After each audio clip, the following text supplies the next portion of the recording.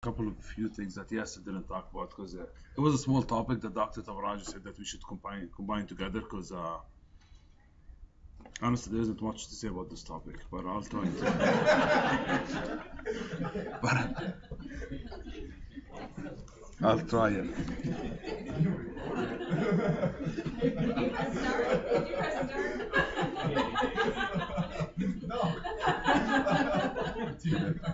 Yeah, so they're gonna hear that part.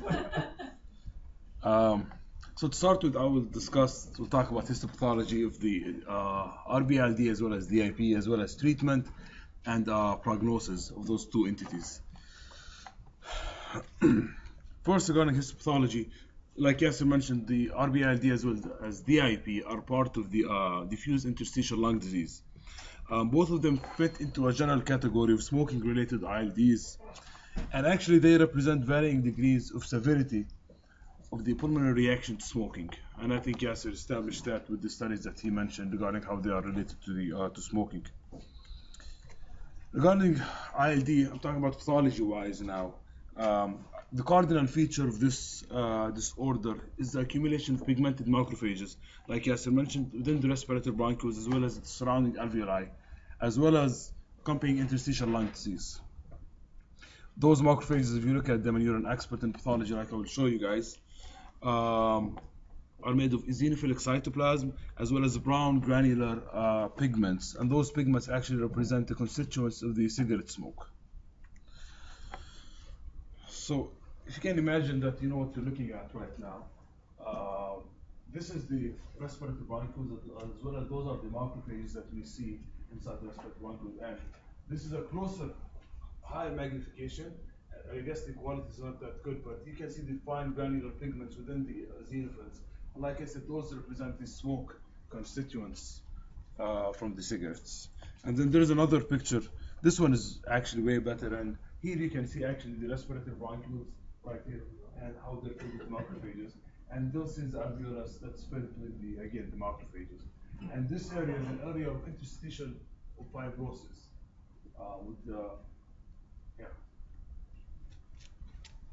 So that's how on a respiratory bronchiolitis looks like on a pathology slide. Now regarding DIP, really when you talk about those two things, there isn't really a histological difference between them, but the lung architecture is more preserved in DIP when compared to RB-ILD. There's hyperplasia of the type 2 pneumocytes, but the most striking histologic finding is the presence of increased number of macrophages when you compare DIP to RB-ILD.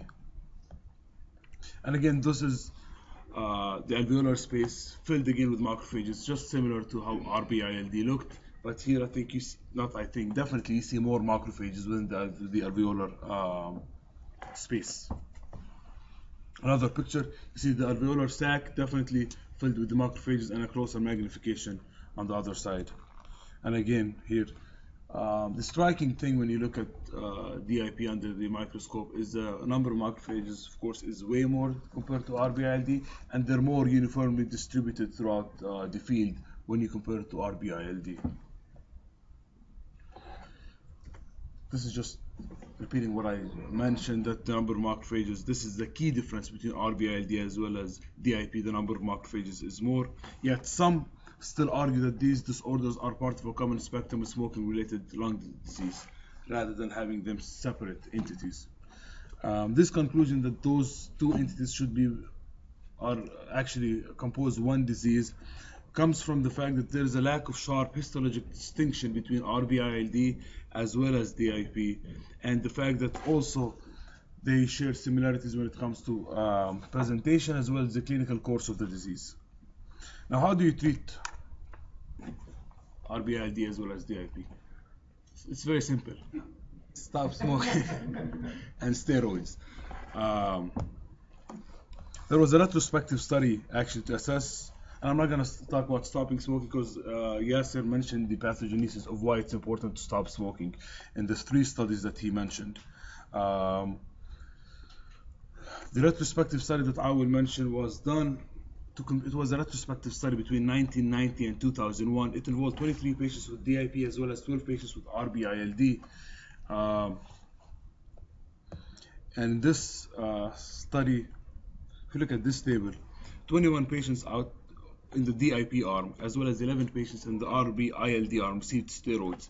The symptomatic improvement was noted in 24% of the patients with DIP as well as 55% of patients with RB-ILD. And I'm talking here about symptomatic improvement, the patient telling you actually how he's feeling rather than objective measures on PFTs and on CAT scan findings. Because if you look at CAT scans, even though the majority of patients demonstrated that they had stable clinical course, the radiologic abnormalities actually persisted in those patients despite receiving steroids. Now, regarding the mortality of DIP, in this study that I mentioned, it had a mortality of 26% in the DIP population. This is similar to the mortality that was reported in a different study that he mentioned. It was 27.5 in a study that was done on 40 patients, and they were followed for 9 years. So similar mortality rates in both studies when it came to DIP. Now, regarding RB-ILD, it's thought that it has a more benign course, yet this is controversial. I will talk about it later on. But when it comes to treatment of RB-ILD, some experts have suggested that sometimes quitting smoking can be the first line of treatment in those patients with RB-ILD. You tell them to quit smoking, then you monitor them for some time, and if you don't see any improvement, that's when you can initiate steroids at that time. But quitting smoking can be first line of treatment on patients with RB-ILD.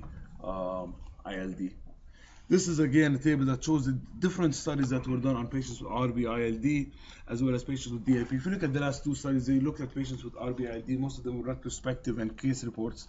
The patients with RB-ILD actually did not have any deaths reported. That's where this sense of RB-ILD having a benign course comes from. The fact that they haven't seen deaths with patients with RB-ILD when you compare it to patients with DIP. If you look at the studies and the ones with DIP.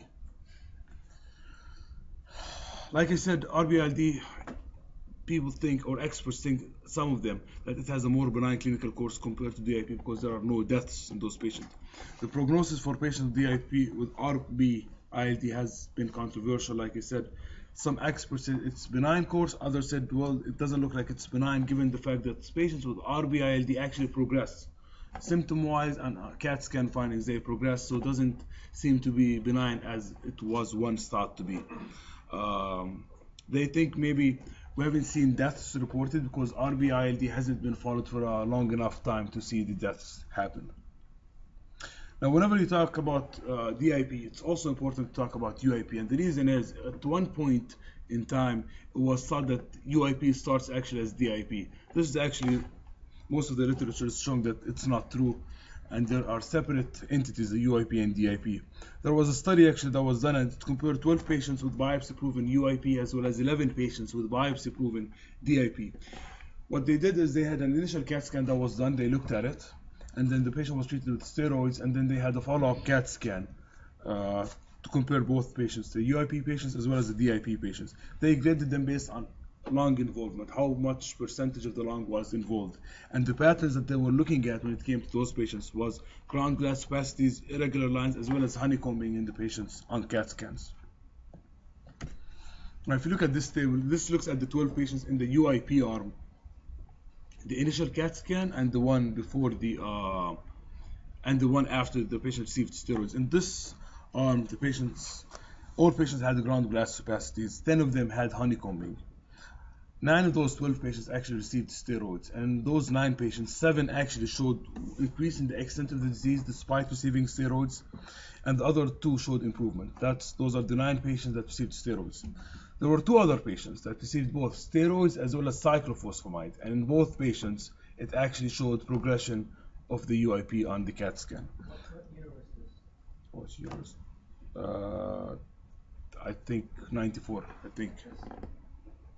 We now know that the more ground glass you have, the less likely it's UIP, and the less honeycomb you have, the less likely. I don't know if that's entirely true. I think, yeah, exactly. I think it's more that the more ground glass you have doesn't mean it's not UIP. It just means you got to think of other things if you don't have a biopsy, because we know early fibrosis can look just like ground glass. Yeah, so in other words, we can't call it the classic form. Yeah, fine particular pattern of ground glass. So the more ground glass you have, that's not typical UIP. You need a biopsy to proof that's Right. UIP, and in those cases, You half do- of them turn out to be not UIP. You mean on Yeah, biopsy? but NSI. On biopsy, you mean? Not in this study, but in studies that showed that the pretest probability of it being UIP is only 50-50. Yeah, In those I agree, but I cases, think the point he's making, how do they know it's UIP? Do they have biopsies on all those patients? No, Yeah, those were biopsy proven. Those are biopsy Those are biopsy proven UIP patients. It wasn't just, those were biopsy proven UIP patients that they looked at their CAT scan findings, but they were proved on biopsy. They were all Yes, biopsy. that's, yeah. Yes, biopsy proven UIP. But yeah.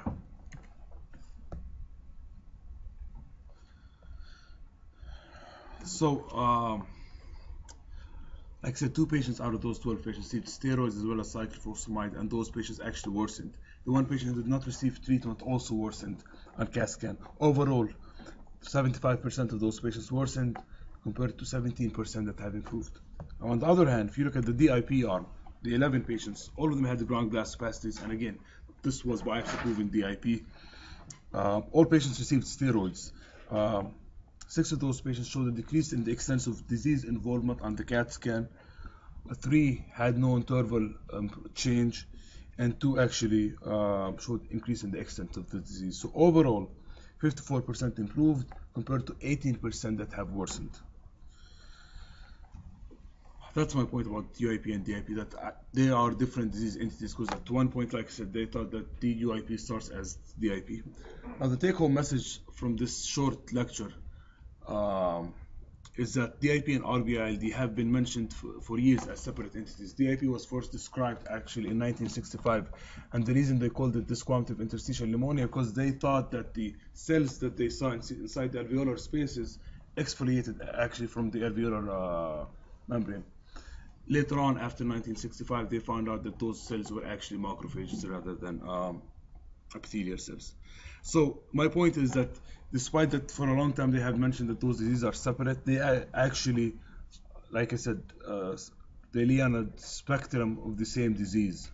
And actually some experts have argued that we should combine them into one disease under RB-ILD, and we should just give away the name of DIP and just start calling both diseases as RB-ILD.